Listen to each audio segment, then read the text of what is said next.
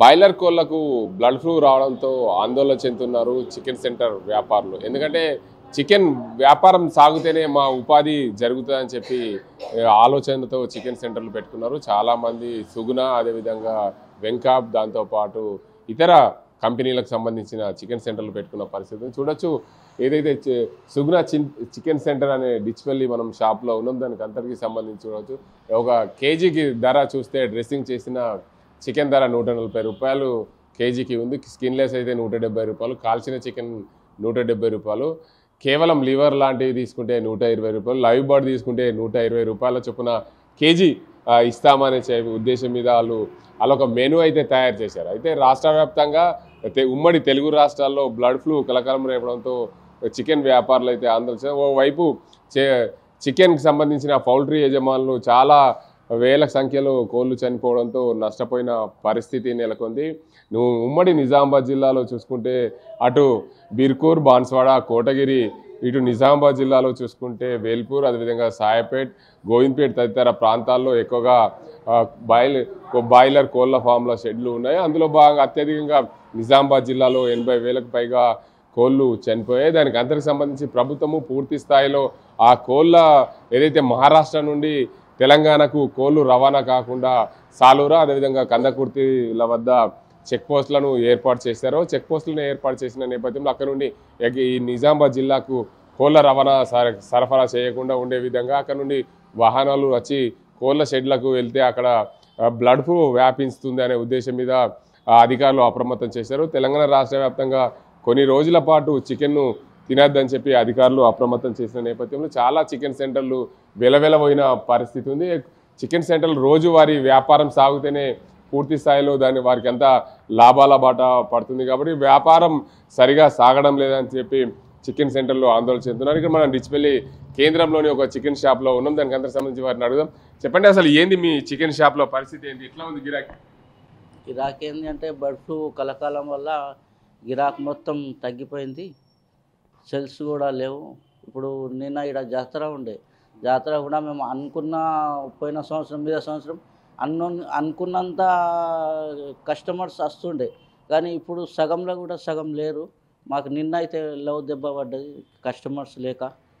ఇంకోటి ఇవాళ ఫ్రైడే రోజు గిరాకీ కూడా ఇప్పటికీ నడుస్తుండే, అస్సలు ఏం లేదు. అంటే రోజువారీగా మీ గిరాకీ ఎంత అవుతుంది, ఇప్పుడు ఎంత అవుతుంది ఈ చికెన్ బ్లడ్ ఫ్లూ రావడం వల్ల? రోజువారీగా 30-35 వేలు వస్తాయి. ఇప్పుడు 10-15 వేలు కూడా దాటలేదు. పెద్ద ఇది బర్డ్ ఫ్లూ కలకాలం వల్ల పెద్ద దెబ్బనే తగిలింది. ఎంతమంది వర్కర్లు పనిచేస్తారు మీ దగ్గర? వర్కర్లు ముగ్గురు. కష్టమే, ఇప్పుడు కష్టమవుతుంది. రోజుకి ఎన్ని క్వింటాల చికెన్ అమ్ముతావు? ఇంతకుముందు 2 క్వింటాలు అమ్ముతుంది. ఇప్పుడు ఒక 50 కిలోలు కూడా పోయే పరిస్థితి లేదు. అంటే ఈ బర్డ్ ఫ్లూ కలకాలం వల్ల ఇప్పుడు వచ్చింది, ఆడాడ ఉన్నాయి, కానీ ఇప్పుడు ఏంటంటే ప్రజల్లో ఒక ఆందోళన అయిపోయింది. అరే ఏమో వైరస్ అంటున్నారు అన్నట్టు ఒక పెద్ద ఇదైపోయింది మైండ్. ఇప్పుడు మీ వ్యాపారం ఇప్పుడు ఎన్ని రోజుల నుంచి చల్లగా ఉంది? ఇప్పుడు మొన్న వారం రోజుల నుంచి తక్కువనే నడుస్తుంది. ఇట్లనే ఉంటే మీ వ్యాపారం ఇలాగే సాగితే ఎలా? మీ జీవన విధానం ఎలా ఉంటుంది? మీ జీతాలకు ఎలా ఇవ్వాలి? జీతాన్ని కష్టమవుతుంది సార్. మొత్తానికి చూసుకోవచ్చు, రోజువారీగా మేము మామూలు సమయాల్లో 2 క్వింటాల చికెన్ అమ్మే వాళ్ళము. ఇప్పుడు బ్లడ్ ఫ్లూ రావడంతో 50,000కు పైగా చికెన్ 50 కిలోలకు పైగా మాత్రమే అమ్ముతున్నాము. దీనివల్ల షాప్లో 3 వర్కర్లు ఉంటారు, వారందరికీ జీతాలు ఇవ్వాలంటే కష్టంగా ఉంది. దీనికి మరోవైపు ఏదైతే బ్లడ్ ఫ్లూ కలకలం రేపుతుంది, అటు మహారాష్ట్ర, అది గుజరాత్, అదేవిధంగా ఉమ్మడి ఆంధ్రప్రదేశ్లోను, ఇటు తెలంగాణలోను పలు జిల్లాల్లో కోళ్ల ఫామ్లలో మొత్తం కోళ్ళని కూడా చనిపోయిన పరిస్థితి. దానికి అంతటికి సంబంధించి పూర్తి స్థాయిలో ఇప్పటికే వెటర్నరీ అధికారులు అప్రమత్తం చేశారు. ఎక్కడైనా సరే ఆ కోళ్ల ఫామ్లోకి ఉంటే ఏదైతే దానికి సంబంధించి మెడికల్కి సంబంధించి మెడికేటెడ్గా వెళ్ళాలి. ఆ ప్రాంతాన్ని షెడ్యూని కూడా మెడికేటెడ్గా చేయాలి. అప్పుడే వ్యాధి వ్యాప్తి చెందకుండా ఉంటుంది. ఎవరైనా సరే కొత్త వ్యక్తులు ఆ కోళ్ల ఫామ్లకు వచ్చినప్పుడు పూర్తి స్థాయిలో వారి కాళ్ళు చేతులు కడుక్కొని మెడికేటెడ్గా ఉండి వెళ్తే బాగుంటుందని చెప్పి వెటర్నరీ అధికారులు చెప్పిన పరిస్థితి నెలకొందని వారిని అడుగుదాం. చెప్పండి, అసలు ఏంది మీ చికెన్ షాప్లో పరిస్థితి ఏంది, ఎట్లా ఉంది గిరాకీ? ఇంతకుముందు అంటే గత 15 డేస్ నుంచి బర్డ్ ఫ్లూ అని చెప్పేసి చాలా వైరల్ అవుతున్న విషయం మనందరికీ తెలిసిందే. దాని విషయం ద్వారా ఇప్పుడు ఏమైపోయిందంటే చాలామంది జనాలు చికెన్ తినడానికి, పౌల్ట్రీలు ప్లస్ బాయిలర్స్ తినడానికి చాలా భయపడుతున్నట్టు కనిపిస్తున్నది. మేము ఒక 15 డేస్ 20 డేస్ బిఫోరు మేము పర్ డే వచ్చేసి కుంటలు అమ్మే వాళ్ళం. ఇప్పుడు 10 కిలోలు కూడా అమ్మడం లేదు. జనాలు చాలా భయపడుతున్నారు, భయభ్రాంతుల్లో ఉన్నారు చికెన్ తినాలంటే. ఆ చికెన్ తినలేక మనము ఇమ్యూనిటీ ఎలా పెంచుకోవాలి ఆ దిశ కూడా కొద్దిగా జనాలు ప్రయత్నిస్తున్నారు. అలా కొందరు దేశీ కోళ్ళ సైడ్ మారారు, కానీ అది కూడా భయపట్టుకుంటూనే తింటున్నారు.